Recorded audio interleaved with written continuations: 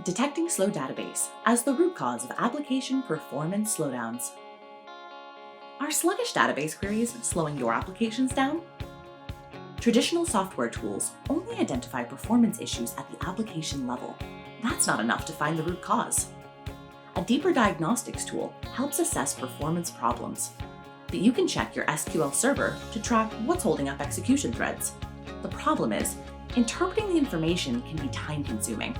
For example, you can check your TempDB database configuration, run index maintenance, or create new indexes in SQL suited for your queries.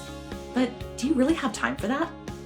Finding what is hurting end users' experience doesn't have to be that hard. But slow SQL statements, slow web service calls, mail server connectivity issues, excessive SQL queries, and other issues are plaguing your system. And slow queries may be only the tip of the iceberg. Other hidden issues may be affecting your application and database. There could be memory shortages, slow network connections, or problems with your cloud infrastructure. A simple server monitoring solution, PA Server Monitor, lets your IT team monitor CPU and memory usage, disk space, ping response, and more with full customizable reporting tools. Now, you can quickly find the root causes of slow queries and application performance. So start your free trial today at poweradmin.com.